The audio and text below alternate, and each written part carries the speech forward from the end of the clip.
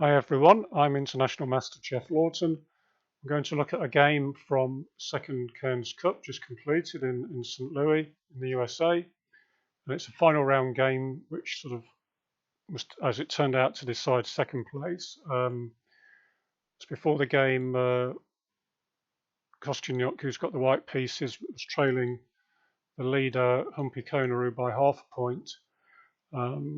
Sort of Humpy played it safe in the last round by taking a draw as black against Harika. So this gave Kosteniuk the target of 6 points to force a playoff.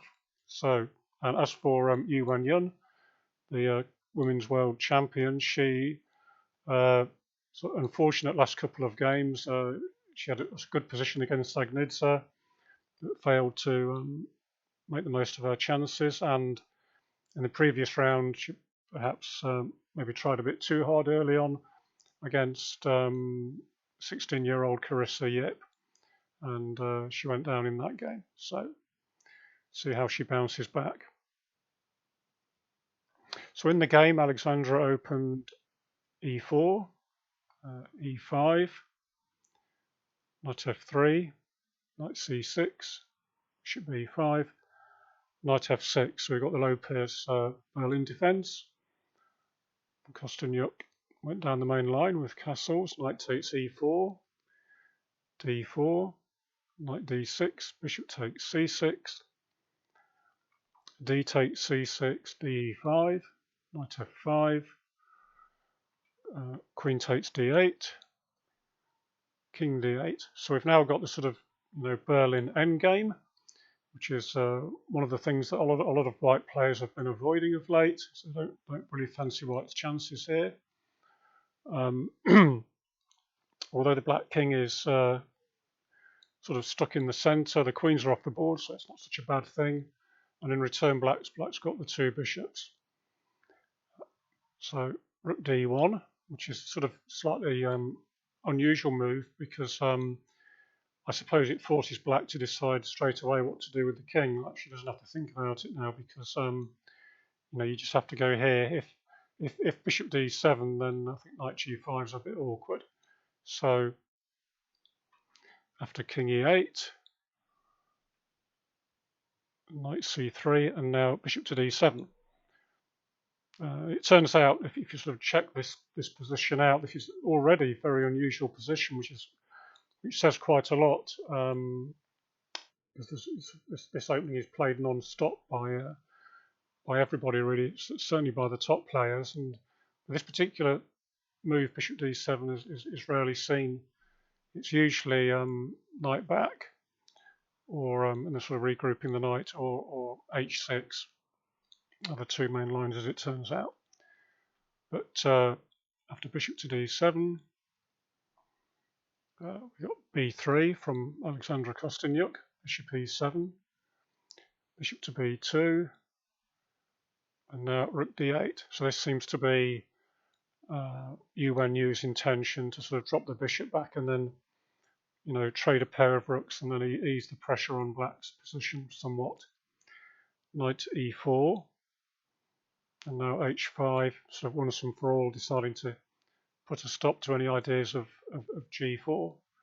If white sort of decides to go here, sort of hoping for knight g5 and e6, then black could carry on as in the game, and after knight g5, intending the sort of thematic breakthrough, then it runs into rook here, which looks awkward, but since black is doesn't castle in the Berlin, it's normal to leave the king in the centre and then use the rook in this way.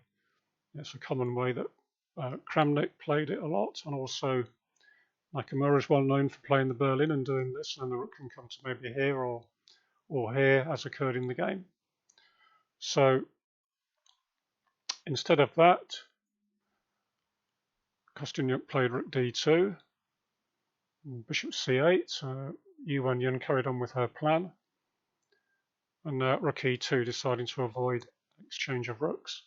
But this whole manoeuvre looks a little bit slow somehow because the rook has come from f1 to here to here. So there's something that doesn't quite feel like the most critical choice for white. and then c5, rook a e1, perhaps aiming for knight f6 maybe, and now rook h6. And the problem with playing knight f6 is that, okay, it's all very well if black takes, then white's got what she wants and got, you know, got the dark squares opened and somewhat weaken black's kingside structure, but black could simply go here instead, and then now she's definitely threatening to take the knight, and white simply is forced to retreat, so loses a move. So instead, c4 was played, king f8 anyway, and now rook d2.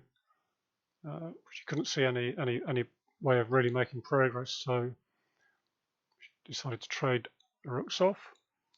Knight ed2, and now sort of thematic move, rook a6, just to remind white that he needs to defend the a pawn.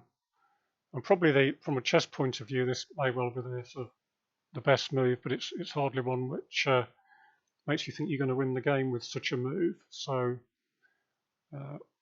Alexandra played a4, but of course the drawback, as she would have known full well, is that it leaves behind a very big weakness here, which you immediately exploits. So she goes g5, intending to kick the knight away. Knight e4, g4, knight d2, and now knight d4. So targeting this square and intending to go rook here and then also attack it twice in that way. So knight c3, and now c6 to keep the knight off. The knight can no longer come to either of these squares.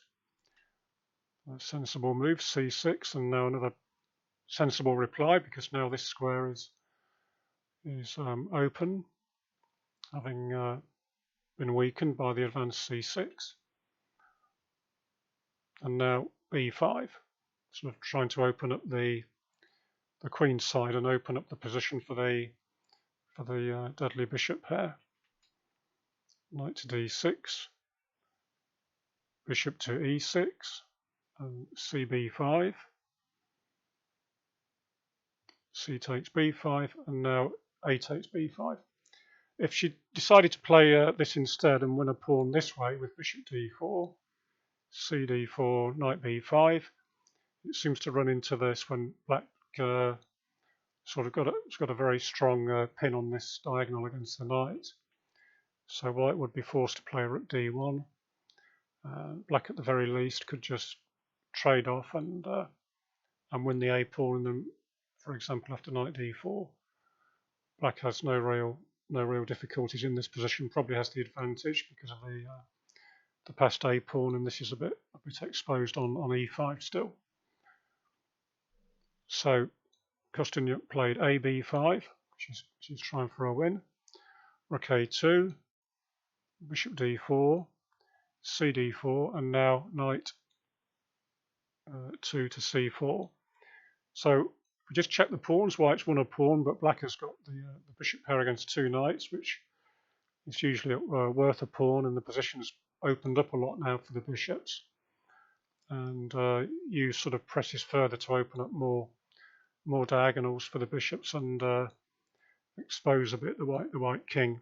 So she played h4, king f1, h3, and now gh3, which is more or less forced.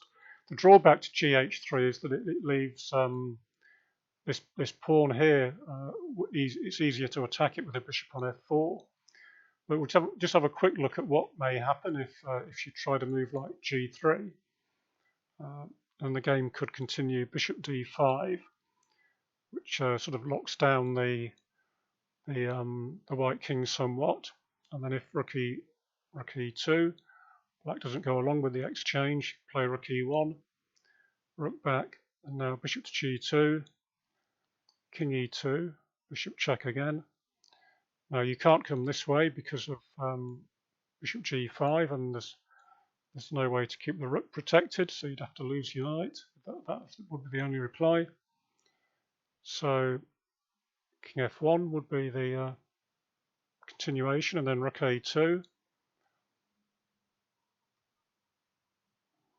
And now rook to c1. And then the game could continue like d3, rook b1, d2. We're just threatening to queen, so we can sort of start to see the difficulties that white faces here. Knight e3, bishop g5, knight c4. Now black could simply play like this. Now white is completely tied up, so black can just stroll the king in, and there's no way for white to get the king out of this box. All these squares are sort of well covered, and the king's simply stuck on the back rank, and there's no way to get rid of this pawn. So all you can really do is move your king backwards and forwards, and then black could just stroll in. Something like this. I'll drag this on to the bitter end because it's sort of interesting to see how helpless white is. And now after rook c2, we're threatening rook c1. And after takes, black can then queen the pawn, win a piece, and win the game. White's king still can't do anything. So this move, which Kosteniuk played, although it leaves this pawn weak, is clearly white's best chance. Now she tried rook e2 without the pawns on g3 and g4. It's a good move. And after rook a1, it's interesting just to see that after rook a1, the game carried on like this. But she had to be careful, you Wenjun. If she played rook e2 immediately, this makes a world of difference. She could still have carried on like this, intending bishop f4 to attack the h-pawn, but then after knight e4, knight g3, the difference between this and the game is that the white king's on e2 and not on e1, and there's no way for black to stop this, and then picking off the d-pawn, well, other than to play a move like that, but she doesn't want to give up the bishop pair. So rook a1, now she traded on this square, e1, and now with white's king a square further away, bishop g5, intending this and take that. White can't allow that, so she played. Kosteniuk retreated her knight back to g3 to cover this, and now d3. And this is the difference here. These squares are covered by the bishop, and the bishop's covering this diagonal, and the pawn's covering this square. So the king can't come to attack the pawn. The only thing you can attack it with is a knight. So knight f1, king e8, and now knight b2 to attack the pawn. But there's no way to win it, and she's still tied down to the h-pawn. Knight g3, d2 check, king d1, bishop g4, king c2, bishop e5. It's sort of intricate footwork, but there's all the time white can't take the pawn. For example, here would simply lose the knight, so she can't do it that way. And you can't move the knight to anywhere but d1. If you go here, for example, then it's just queens straight away. So she played the only other move it can make, which is knight to d1. Now, this time the bishop guards the pawn again. Can't go knight e3 because it then takes and then queens.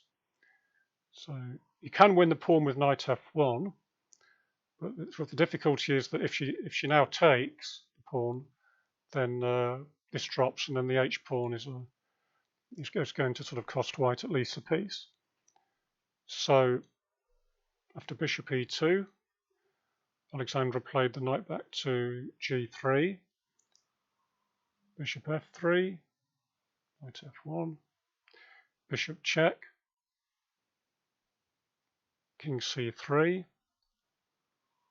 now bishop to g2,